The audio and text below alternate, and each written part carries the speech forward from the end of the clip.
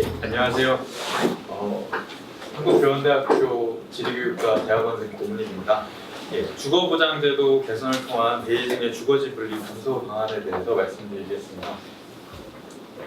발표 순서는 서론, 베이징에서의 주택 구매 능력 분석, 저소득층 가구에 대한 주택 공급의 문제, 주거보장 제도의 개선 방안, 결론으로 진행하겠습니다.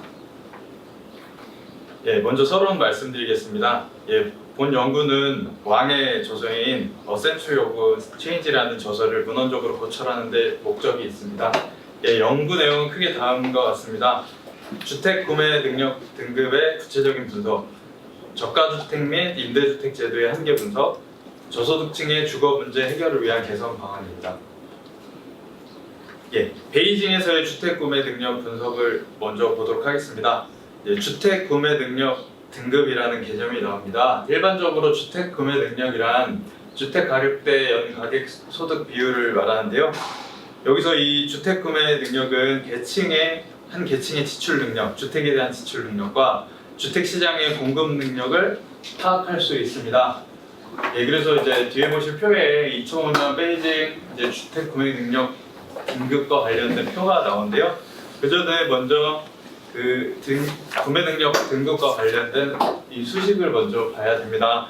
그래서 여기 나온 수식을 보시면 HAR이 바로 주택 가격대 연 가계 소득 비율을 얘기하고요. 알파는 대출 금리, 그리고 베타는 연 가계 소득 대비 대출 상환액 비율을 얘기합니다.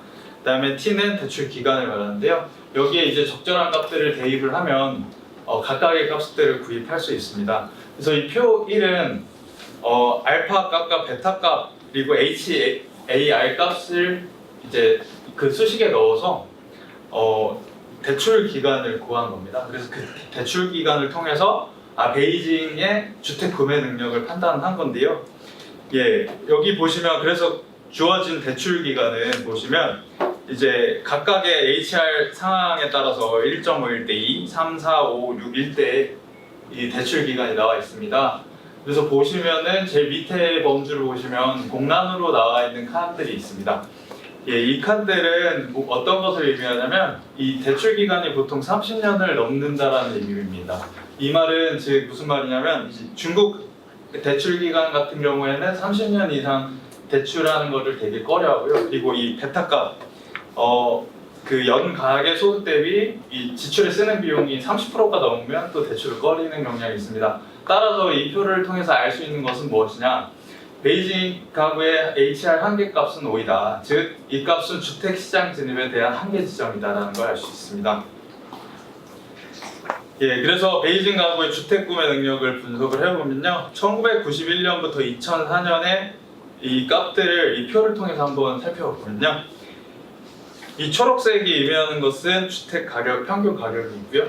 1991년부터 2004년의 가격이고, 그 다음에 이 파란색은 이 연 가계 소득을 의미합니다. 그러면 이거를 통해서 HAR 값인 바로 이 빨간색 선을 알 수가 있습니다.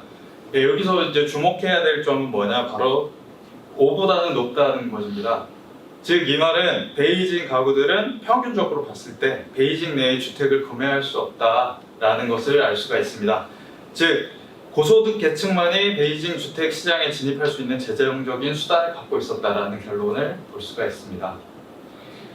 그리고 계층별 또 지구별로 또 파악을 할 수 있습니다. 저소득층 및 중간 저소득층을 보시면 일단 이 표에 보시면요, 이 왼쪽에 이 계층별로 이제 소득 분위별로 이 HAR 값과 그다음에 주택 평균 가격 그 가격의 그 대비를 알 수 있습니다. X축은 무엇을 의미하느냐? 제일 좌측편에 있는 걸 시청이라고 써있는데 이게 바로 베이징의 도심을 얘기하고요. 그 다음에 제일 바깥에 있는 창핑이 외부 근교를 의미합니다.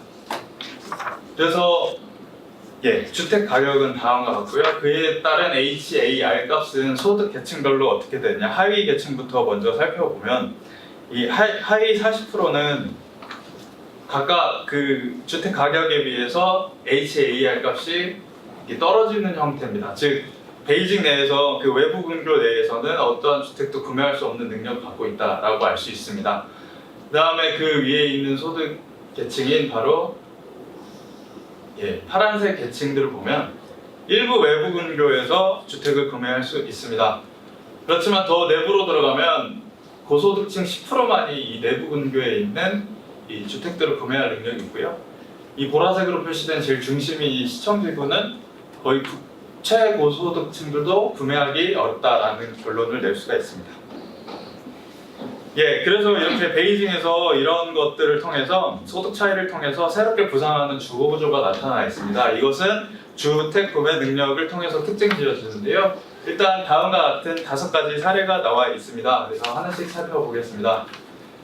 먼저 왕푸징 동단 지역인데요. 이 지도는 베이징 이 내부 도시를 보여주는 지도입니다. 이 노란 색깔이 바로 그 베이징의 순환도로를 얘기하고요. 자금성을 중심으로 5개의 순환 구조의 도로가 나 있습니다. 그래서 각각 1안, 2안, 3안, 4안, 5안 이렇게 부르는데요. 왕푸징 동단 지역은 바로 자금성의 남동쪽에 바로 붙어 있습니다. 그래서 구시가지 중심부에 위치해 있고, 국제기구 및 기업과 최고급 호텔이 위치해 있습니다. 거기서 유명한 왕푸징 오리엔탈 플라자가 있고요. 많은 기업과 그다음 쇼핑몰, 그다음에 고급 아파트들이 밀집되어 있습니다. 그 다음에 스차이 주변인데요. 스차이는 이제 10차례, 즉 자금성 이제 북서쪽에 있는 그 3개의 호수 지역을 얘기를 합니다. 그 주변에 주로 이제 전통적인 사업원, 옛날 전통과학인 사업원들이 많았는데요. 이 사업원들이 최근에는 개조되어 최고급의 이제 사업원 호텔로 변하고 있습니다. 또 이곳은 베이징의 최고 부유층들이 점유하고 있고요. 서울이나 다른 도시에서 이주한 고소득 계층들이 이곳을 점유하고 있습니다. 그다음 따다란 땡차오 지역인데요. 이곳은 구시가지 남부에 위치해 있습니다. 그래서 이곳은 베이징 내 사업원의 집중도가 가장 높은 지역이고요. 이곳은 빈곤층들이 대거 거주하고 있습니다. 그래서 높은 인구 밀도를 나타내고 주거 여건이 매우 열악한 상태라고 볼 수 있습니다. 이제 4번째 베이징 북동부 근교 지역인데요. 이곳은 베이징 근교 지역 중 가장 부유한 지역입니다. 그래서 고소득 직장인이나 국제회사의 기업인들이 선호하는 지역이고 부유층을 위한 많은 저택들이 집중되어 있습니다. 그 다음에 베이징 북서부 근교 지역입니다. 이곳은 잘 알고 있듯이 이제 중국의 실리콘밸리라고 하는 중关촌이 있고요. 그 다음에 북경대, 그 다음에 칭화대와 같은 북경의 유명한 대학들이 있습니다. 그래서 첨단 기술 관련 전문직 종사자들이 정착하고 있고요. 가장 빠른 속도로 주택 개발이 이루어지는 지역입니다. 그렇지만 대다수의 가구들은 여전히 아까 앞서 발제자가 말했던 단위 집단 거주지에 살고 있고요. 그리고 저소득층은 오래되고 낡은 주택 개발 프로젝트에 의해서 구시가지에서 쫓겨나고 있습니다. 그래서 딱 근교 지역 안에 많은 어반 빌리지라는 곳에 사람들이 많이 살고 있는데요.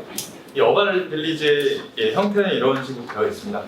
이곳은 이제 중국의 짜오양구 이 도심이 위치한 곳인데요. 바로 도심 옆에 대비되는 경관을 보여주고 있습니다. 그래서 상당히 열악한 환경에 살 수 있다는 것을 확인할 수 있습니다. 그래서 저소득층 가구에 대한 주택 공급 문제를 말씀드릴 텐데요.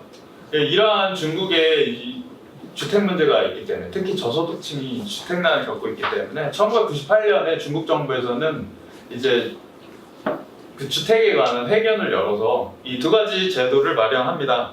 그래서 하나는 저가주택 제도이며 하나는 임대주택 제도입니다. 저가주택 제도는 말 그대로 이제 값싼 가격에 정부에서 이제 매매할 수 있도록 이제 저소득층이 구입할 수 있도록 하는 제도고요. 임대주택 제도는 최저소득층에게 이제 임대주택을 공급하는 것입니다. 그래서 저가주택 제도부터 먼저 보면 1999년에 베이징에서 처음으로 등장했고요. 이 주택은 경제와 적용 가능성이라는 특징이 나타납니다. 이제 경제라는 것은 어떤 비용에 대한 정부의 특혜 조치를 얘기하고요. 적용 가능성은 보급 기준이 아닌 일단 기본 요구 사항만을 충족하는 주택 시설 설계를 얘기합니다. 그렇지만 이 저가주택 제도는 3가지 문제점이 있습니다. 그래서 첫 번째 문제점은 공급에 심각한 부족 문제가 있습니다. 이 베이징시 당국이 이 주택의 혜택을 받을 수 있는 이 규정을 이제 정했는데요. 이 규정이 모순되어 있습니다. 이 혜택을 받을 수 있는 이 자격 조건이 이제 소득 기준으로 했는데 1년 소득 기준으로 했는데 6만 이하로 해놨는데요. 그게 따지고 보면 중간 고소득층에 해당이 된다고 합니다. 그래서 중간 고소득층들도 이 주택을 구매할 수 있어서 베이징 가구의 80%가 저가주택을 요구하는 상황이 돼버리고 저가주택의 공급이 부족해지고 있습니다. 그리고 저소득층의 이 베이징 가구의 HR 한계값이 5인점을 보면 이 표를 보시면 저소득층이나 중간 저소득은 거의 구매할 수 없다라는 점도 확인할 수 있습니다. 따라서 이러한 주택들은 저소득층이 구입하기 매우 힘들고요. 그리고 실제로 저가주택들은 적용 가능성, 아까 말씀드렸던 그 고급 기준이 아닌 실용적인 것들만 이제 갖추어야 되는데 실제로는 그 주택 부지도 되게 넓고 그래서 실제 가격이 훨씬 높아지는 그런 상황이 됩니다. 그래서 이것들은 일부 고소득층에게 넘어가게 됩니다. 즉 임대 또는 재판매 목적으로 고소득층들이 이 저가주택을 구매하고 있습니다. 예, 세 번째는 기숙사 도시로서의 문제점입니다. 이 저가주택 커뮤니티 대부분은 도심과 상당히 멀리 떨어져 있습니다. 예, 아까 그 분리된 주거구조를 설명할 때 그 순환도로를 말씀드렸는데요. 그 제일 바깥도로 오환이 이렇게 되어 있습니다. 그래서 빨간색이 저가주택 이 커뮤니티인데요. 상당히 멀리 떨어져 있다는 걸 확인할 수 있습니다. 거의 70%가량 이상이 이제 베이징 도심과 멀리 떨어져 있다는 걸 확인할 수 있고요. 네, 이런 형태의 모습을 띠고 있습니다. 예, 수백만 평방미터 이상의 바닥 면적과 10만 명 이상의 주민들로 이루어진 거대한 규모를 갖고 있고요.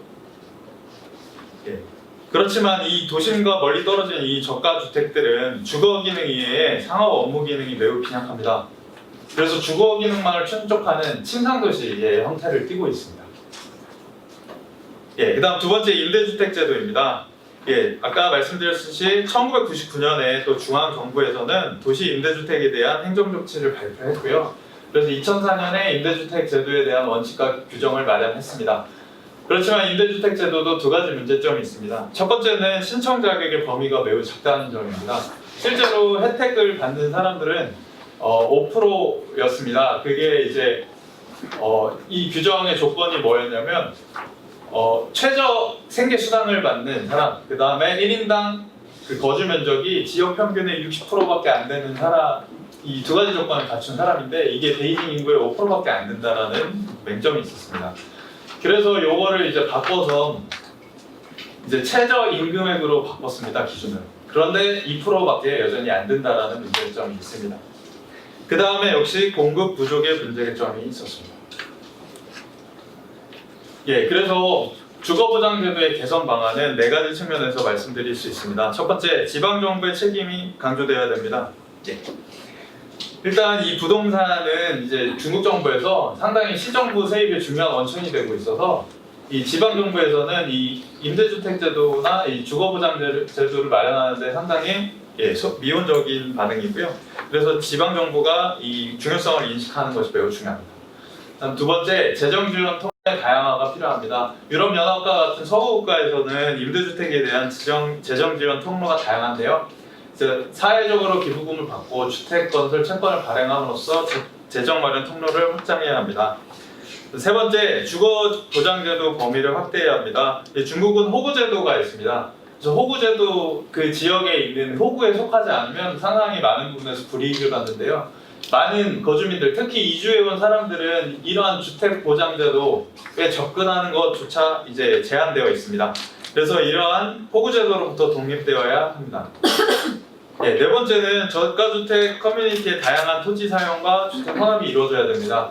아까 말씀드렸듯이 저가주택은 침상도시와의 역할을 하기 때문에 이러한 그 역할을 이제 조금 달리하기 위해서 공공시설과 일자리를 제공할 필요가 있고요. 그 다음에 주거지 분리 현상을 감소시키기 위해서 커뮤니티 내 수준과 유형이 다른 주택을 혼합하는 것이 필요합니다.